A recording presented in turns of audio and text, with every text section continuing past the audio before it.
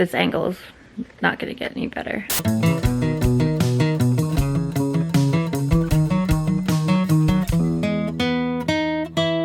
Hey guys, I just wanted to talk to you about the fact that things have been a little bit rough over here. For those of you who don't know, which I feel like it's everybody, I have polycystic ovarian syndrome. And about 5 years ago, so in 2015, I did not know that I had polycystic ovarian syndrome. Just randomly one day I had a massive cyst rupture. So I was at home, it happened, and it literally felt like being stabbed. Not an exaggeration, that it felt like I was being stabbed, and I like keeled over in pain. And I kind of figured, you know, I've always had painful like periods and stuff like that, and like to the point of like crying in a ball on the floor kind of thing. And I thought like, oh my god, maybe it's just okay, something having to do with this, whatever. And I was in complete denial and really scared, and I just like laid in bed and I couldn't move, and I couldn't cry because any movement hurt, breathing hurt, couldn't have any pressure. Like if I, like a feather light, like if I just went like this on my belly, it was just like needles, pain, stabbing, all of it. It was so bad.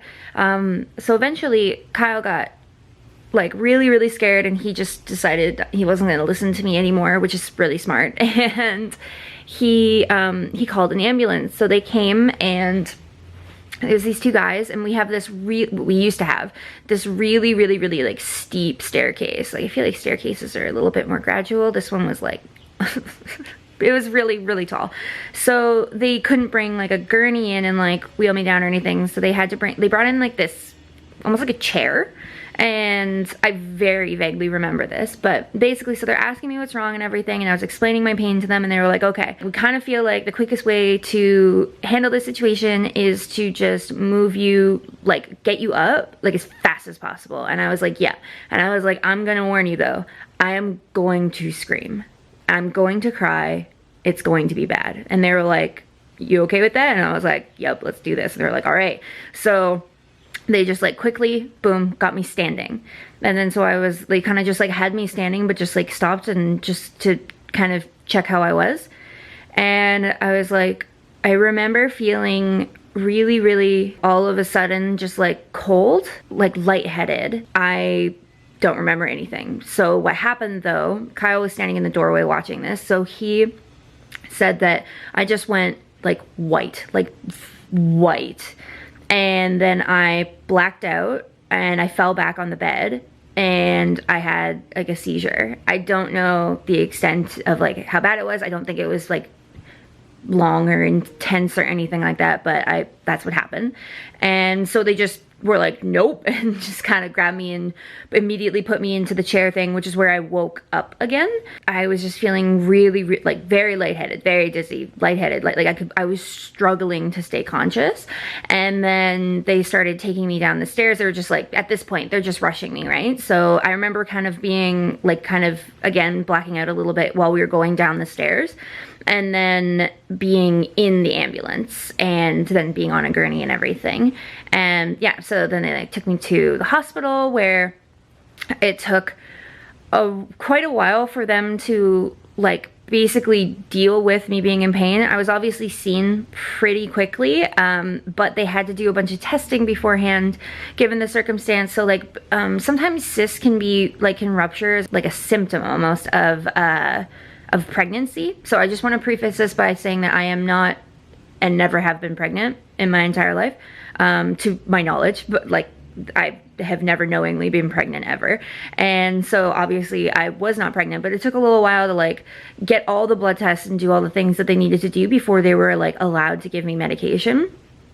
So at this point in time, I mean, I'm still in immense amount of pain. I'm so dizzy, and they're trying to also, same idea, like they're moving me, they're trying to get me to stand. Every single time they had me sit up or stand, my blood pressure would completely bottom out and I would immediately black out. Part of the reasoning for that is that I had so much internal bleeding that my body was just like screaming and everything. So anyway, so I get to the point where, you know, I'm laying there just like begging to be at this point just like shot and put out of my misery.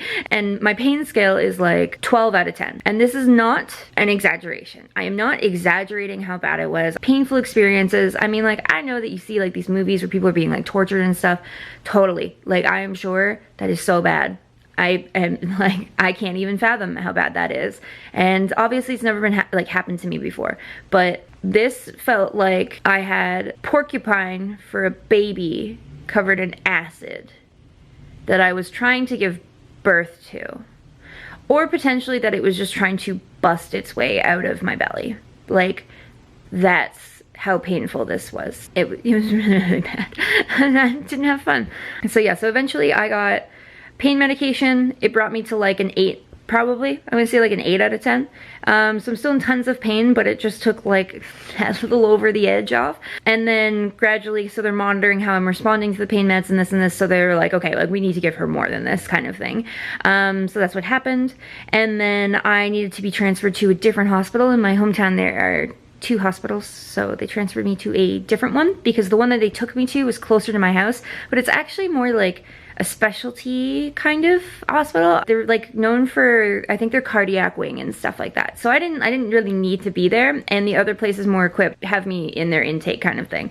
So I get transferred. I'm like loopy out of it. I remember talking to all of my different ambulance drivers, like follow me out and see me off with the different drivers. They would be like, bye. It was so nice meeting you. And I was really high. Kyle was being like, you had like 5, you know, nurses that were in your section alone for like, not for long. I'm not trying to call them out. They're like wasting time or resources or anything, but just for like a second. And like, they were just laughing and whatever. And they thought you were like hilarious. You were being so funny. And I was like, should have videotaped it and I could have been David at the dentist, but that's fine. It's cool, Kyle. You be selfish like that. And then, so yeah, so they transfer me over. I'm at this other hospital, which is where I receive long-term care. So basically what happened though, after getting like ultrasounds, I had to get multiple ones. I cried during all of those. That was so painful. Medication, not pregnant, obviously, all these things. So I had a cyst that was about the size of a grapefruit. Have you ever seen grapefruit? They're real big. I don't eat grapefruit now. It upsets me. But about the size of like a grapefruit on my ovary, and it ruptured. And I had massive internal bleeding. I looked like I was about 6 months pregnant. It was a blood baby, which is repulsive, but that's what it was. And yeah, so I was in the hospital for, I don't know, a while. And then I couldn't take it anymore because I was in a shared room, and there was this one woman next to me who had just gotten hip surgery. I didn't actually talk to her. I could just hear everything going on and whatnot. And she would like wake up and be awake at like 3 in the morning while I'm trying to sleep. And she would be on her laptop. I remember she was watching like a Backstreet Boys live in concert, and she was like singing the song. She's this old, like older lady, and she would call people all the time, and she just had this way of speaking. It was just one of those things, like if you just picture somebody who's innocent but extremely annoying and just never shuts up next to you. And they would constantly tell her not to touch and move the wires and stuff that she had on her, and she would do it all the time. So her machines would go off and start beeping like 40 times a day. It was so awful.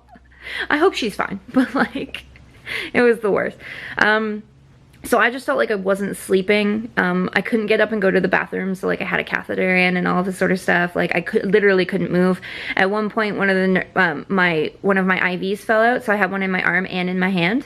And I went through, like initially, I was so dehydrated from all of this that I guess it takes about regularly. It takes about 12 hours to go through one bag of like an IV, like a saline solution. And I went through 12 bags in 12 hours because of how like messed up my body was. It just like soaked it all in kind of thing.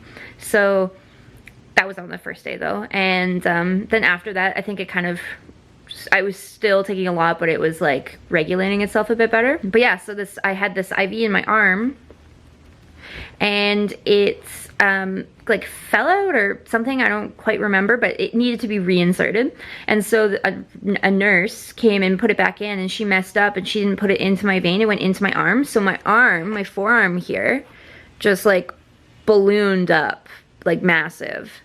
And I was like, oh my God, and like your body will naturally absorb these things, so it wasn't like the end of the world, but it was tight, obviously, because my skin, and it was like, it was awful. It was so uncomfortable. I was just like, my life sucks.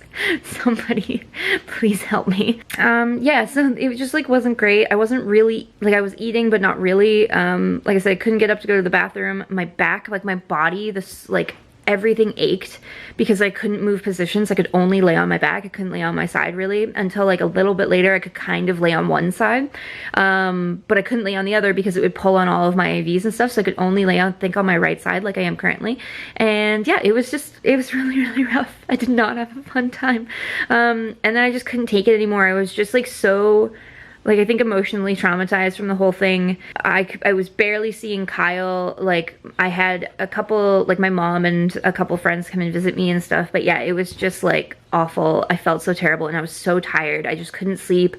I wasn't feeling rested. I wasn't getting enough rest there. And then so I went against doctor's orders and I signed a paper to be released because I just wanted to go home. I was like, if I can be transferred to oral medication and I can go home and sleep in my quiet home, then I want to do that. So I did that, and then I just went for checkups and stuff like that, and then they like gave me, because I was on like Dilaudid, like hydromorphine, and in the hospital, and then it started giving me really, really bad, so they gave me really bad migraines, so then they started giving me Advil on top of that to help with my migraines. Well then later, like the Advil started giving me heartburn, so then I had to take like Tums and stuff. It was just like one thing after the other, just not feeling great. And I was like, I just want to go home and sleep. So that's what happened. And then I had Percocets and stuff like that, which like I'm not a fan of. I do not feel good on them. They didn't take away enough of my pain, and then I didn't like how they made my body feel. I know that some people like Oxy, like it's very easily addictive and stuff. My body hated it. I had no desire for being on those ever again. I think if I were ever to be like prescribed those again, I would ask for an alternative because it just didn't help. But yeah, I really didn't like it. And then eventually after, this is at like, gosh, probably a month or so later, like I eventually got to the point where I could be on just taking like Advil and stuff like that. And it was still really, really harsh. Like I was very weak and tired and sore, and I would say that like I couldn't fit into pants anymore. None of my pants fit me, and it probably took about like 4 to 6 months for my belly to completely go back down to its normal size, because they can't, like, as long as you're not bleeding anymore, they can't really do anything about there just being blood in your belly sort of thing in this circumstance. So yeah, so then I, you know, wanted to know more and whatever, and they were like, we can't really do they won't do surgery for things like this, because so basically my ovaries, I had the big one, I have so many like smaller ones, and then I had another one that was like a little bit bigger too. It was about 2.5 by 3.5 like centimeters, which is still like decent size, and that one in particular is the one that I think ruptured yesterday. So, because based on the pain alone, because almost every single period I would have cyst ruptures, which is what makes it so painful. The small ones are just like you take an Advil or two or whatever, sometimes more throughout the day and stuff. But like overall, this one was so bad. They won't do surgery though, because they basically worry that the scar tissue and stuff that develops from removing the cysts will basically make me infertile. Pretty much, it's like a massive concern. I'm personally kind of indifferent if it means I never have to be in that amount of pain ever again, but here we are, and I still have cysts. So yesterday, had a rupture, was not as bad on like the pain scale. It was still terrible. It was worse than like normal cyst ruptures, let's just say, like that type of thing. But it was not as hectic as that, obviously that previous one 5 years ago. But it got to the point where I was just like, no, I can't do this. Like I can't do it, gotta go. And so Kyle drove me to the hospital here in Kelowna. I don't have my BC medical card yet. and the like $400 up front, like all of these things. It was not exciting. So anyway, I didn't have to like stay or whatever, which was really nice. Oh my gosh, so I'm home now and I'm on pain medication, or yeah, I'm taking some pain medication, and it's making it less intense, but I would say that it was like probably like a 7 out of 10. At some parts like 7, 8, but it didn't last for very long, and then it kind of was like 6. Still sucks. It's just like consistent pain. So I've just been on bed rest. This is day 2 of bed rest. And I just wanted to fill you in on how terrible this whole situation makes me feel. Because like I can't really sit up, and I think the boys are annoyed with me because I'm like, can you bring me water? Can you help me get up? I have to go to the bathroom. Everything hurts. It's just not great. I'm so tired. I look like human garbage in tie-dye. It's just not a good angle. But it's fine. I'm actually fine. We'll see. I'm really hoping that it doesn't get worse or just like stay this bad and whatnot. But yeah, and I definitely have like a bit of bloating. I wouldn't say like sick. I would say that I look like I'm like first trimester pregnant. So yeah, we'll just see how this goes, and I'll keep you guys updated, because it's not fun, but pretty much right now that's kind of just what you do. You can't really do anything. If anybody has any recommendations for other things, but from everything I've ever been told, it's just like I was getting regular ultrasounds to keep track of the bigger ones and to make sure they weren't growing or twisting or anything like that, because if the cyst, if it twists or something like that too, it can be like, it's like even more dangerous. Like you're at very high risk of like, I think bleeding out or like losing an ovary or a fallopian tube, like whatever, like depending on where it is, it can cause a lot of damage. So I was getting checked out regularly for that and stuff, but yeah, you just can't really do anything. So I think unless it's at risk of twisting when they do these monitor checks, that's pretty much the only time that they'll do surgery. Yeah, I don't know if anybody, I mean, I know that so many women have this. I've spoken since I realized I have it. So many women I know have it. I think that my circumstance is one of the more like face-to-face in-person conversations. It's like more of a worst case scenario, but I know that there's like horror stories and stuff out there. But yeah, just I think from everybody I've met, mine's been like kind of top of the heap, so that sucks, but it's fine. I legitimately don't plan on moving from this spot for probably, I just need to be on bed rest, so it's gonna be a few days. Gonna be a few days of this, if not longer. We'll see. I have no idea. Yeah. Wish me luck. Hello. Day 2. 3? Well, the day it happened is day 1. Yesterday, that was day 2. So let's say this is day 3. Still in bed, still in pain. I woke up last night in like, I felt like I had been sleeping for a long time, but it was actually only probably like 2 hours, which is weird. It was like 12:30. It felt like it was like 3 or 4 o'clock in the morning kind of thing, but it was only 12:30, which was so odd. I was freezing cold. Like I was so cold. I felt like I was outside in like a blizzard kind of thing. Like that's how cold I was. And I just could not warm up. And I couldn't stop rubbing my legs together. Like I had so much muscle pain and I was just kneading my legs together. And I got to the point where I was like, no, I can't do this. So I got up and I went and got like just some pain meds, and I just blanked on everything. I'm so tired. I got some pain meds, and then I was like, okay, I grabbed like a sweater and all these warm clothes and stuff, but I went and I took a shower and I just like tied my hair up so I didn't get it wet. And I took like a boiling hot shower until I felt not cold anymore, like comfortably not cold. And I was like, oh, I'm kind of hot now. And I was like, great. And I got out and I put on all my warm toasty clothes and I got back into bed. But then after a few minutes, I just ended up taking them off again because I felt normal. So I was like, okay, I'm not sure what that was, but I feel fine otherwise. Like I don't have like a fever or anything like scary happening. So there's that. But so I think that I am just gonna stick with Advil and stuff as needed, and then drinking lots of fluids, and I do have an appetite. So like those are all good things. Those are all good things. I would say that my muscle soreness, which is so odd, I'm like my whole body is aching.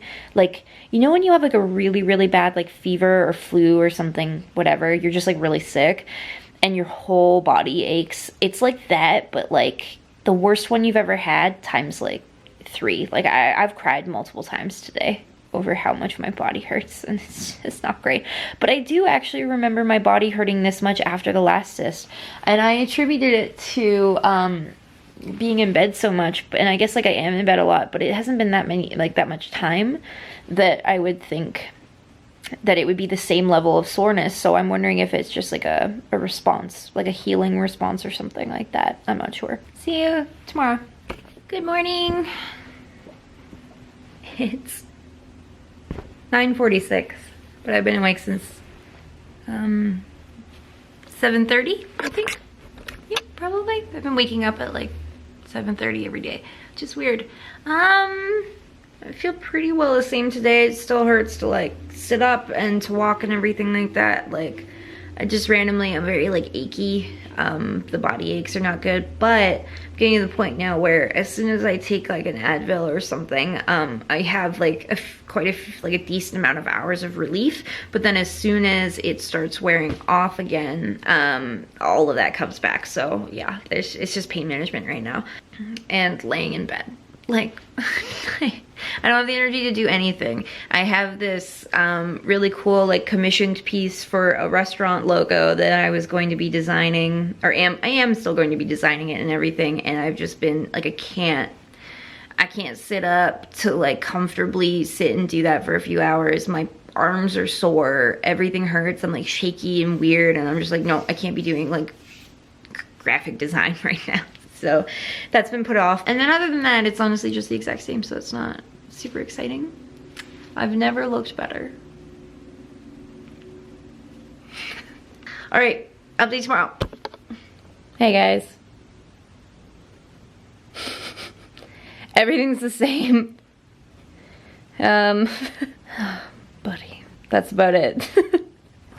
I'm so bored, and Kyle is working again and I'm not, and my sadness and loneliness is real. I got used to having him around, and now he's not around, and I miss him all the time. I text him every day, and I'm just like, hey you, I miss you. Wish we were hanging out. Doing nothing. Because COVID. Yeah, that's it. I'm just a lonely little buttercup, and my dog keeps me company, but I need to get up. I've just been making these as soon as I kind of wake up in the morning. I just have my camera next to my bed, and I'm like, that's good enough for the day, because I'm not doing anything. It's not like I'm walking around or fun activities and stuff, so I'm like, every morning, let's just do this. It's like actually kind of sunny. It was rainy yesterday, so that sucked. And the weather update with Nico. Thank you, and come back.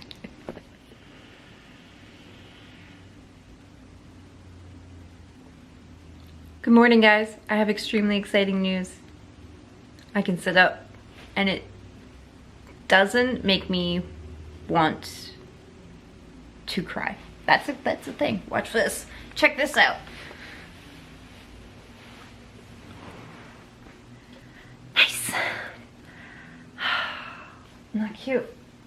Not cute at all. The best part about all of this is I need to get my car fixed. But I have been pretty much nonstop on Pinterest. And given that situation and the rabbit hole of, you know, being on Pinterest during a bed rest session. So I've been on this like plant kick, like extremely. Let's just, oh, my phone's ringing.